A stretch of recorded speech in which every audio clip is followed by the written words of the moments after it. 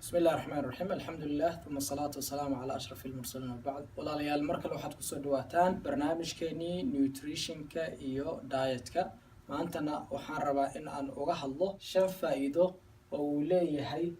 marka la cabo shaaha loo yaqaano green tea marka aan sheegayo waxaan jeclahay inaan idin tuso green tea waa sidan oo kale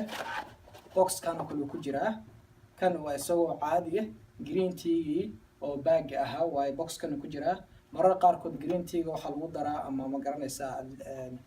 liinta caadiga ah oo liin dhanaanta lagu daro kale liin baa lagu daray with lemon baa ku qoran marka hadii aan ka soo bixino saan uu egyahay bacdaana kale ku jira bacdaas kale ku jira marka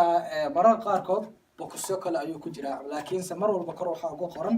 green tea saa u jeedaan green tea gaas faa'iidada uu leeyahay ayaa rabnaa in aan ka hadalno wax yar marka faa'iidada koowaad oo green tea uu leeyahay waxa waaye green tea waxa uu keenaa in aad iskari culayska zaa'idka ah ee jirkaaga saaran tan ana wax badan tijaabiyay dad badan oo u shaqeysana waa arkay sababtoo ah green tea waxa ku dhex jira maado gubta faatka ama culayska zaa'idka ah oo jirka uusan u baahnayn marka mar walba aad cabtid green tea waxa ku fududaanaya in faatkaas aad loos gareysid sida ugu fiican ee ugu saameynta badan ee green tea ku cabi kartid waxa waaye biyaha ayaad ku leenaysaa biyo ku soo shubanaysaa ama microwave-ka 1 daqiiqad iyo bar baad ku daaranaysaa kadib caleenta hadda aan sheegnay caleenta saan oo kale ahayd ayaad furaysaa waa furaynaa marka aan furno caleenta ayaa ka soo dhaxbaxaysa marka ka soo dhaxbaxdo markaad ka soo bixisid iyadoo saas ah biyihii kulaa ayaa dhex gelinaysaa marka waxaad u kaadinaysaa ilaa iyo 30 seconds oo kale 30 second oo kale u kaadinaysaa ama daqiiqad oo kale u kaadinaysaa marka caleenta ay ku dhex milanto biyihii kulaa ayaad cabaysaa waxaad iskaga arki doontaa faa'iido aad xaqiiqdii u badan waxa loo baahan yahay waxa waaye in aadan green tea-gaas wax sonkor ah aadan ku darin sababtoo ah saameynta ugu fiican waxaad helaysaa green tea markaad caadi u cabtid sonkor la'aan sonkorta waan la dagaalamaynaa waad ogtihiin qodobka labaad waxa waaye green tea faa'iido labaad oo uu keeno waxaa ka mid ah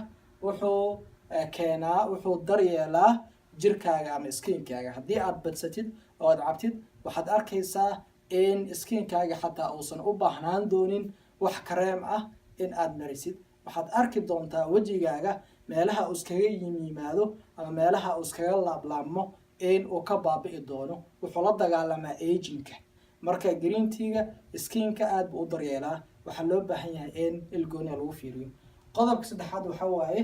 green tea waxa uu la dagaalamaa kansarka noocyadiisa kala duwan oo kale green tea uu la dagaalamaa cellska ayuu adkeeyaa wuxuu mataqaanaa sameeyaa jirka in sidii ilaahay ugu talagalay uu mataqaanaa uu ilaaliyo marka maadooyin fara badan oo kansarka la dagaalama ayaa ku jira mataqaanaa green tea qodobka afraad waxa waaye oo green tea marka aad cabtid faa'iidada aad ka heli doontid waxa waaye green tea waxa uu yareeyaa ama uu reduce gareeyaa khatarta aad mataqaanaa ama lahaanshaha jaaniska aad helaysid in macaan uu kugu dhaco haddaad badsatid 75% 80% waxaa lagu leeyahay safe waxaa ka tahay macaan in uu kugu dhaco laakiin maxaa waaye green tea oo biyaha kulul aad mataqaanaa ku darsanaysid sonkor la'aanna aad u cabaysid wax yar xoogaa qaraar waaye laakiin mar walba aad la qabsatid waad la qabsan doontaa haddii aad sidaas u wadid qodobka ugu dambeeya ama casharka ugu dambeeya ama faa'iidada ugu dambaysa green tea uu leeyahay markaad cabtid waxa waaye green tea waxa uu ilaaliyaa maskaxdaada casharkan wax badan ana isku arkay kan xifdintaada iyo xusuustaada green tea markaad cabtid aad bay u fiicnaanaysaa si walba aad u shaqeysid si walba u daalan tahay xifdintaada iyo xusuustaada aad bay u sareyn doontaa sidoo kale xanuunka maskaxda ku dhaca ee dadka in isku dhex yaacaan ka dhiga ee loo yaqaano Alzheimer's disease isagana green tea uu ka hortagaa markaad cabtid marka green tea faa'iido uu leeyahay ayaan casharkeena maanta aan kaga hadlaynay. waxaan jeclahay in aad ka faa'iideen. inta aan iskaga arki doono casharkeena kale, waxaan idinka rabaa in aad sheer garaysaan cajiladan. waxaan kaga tegayaa sidaas iyo salaanta islaamka. wasalaamu calaykum waraxmatullahi wabarakaatu.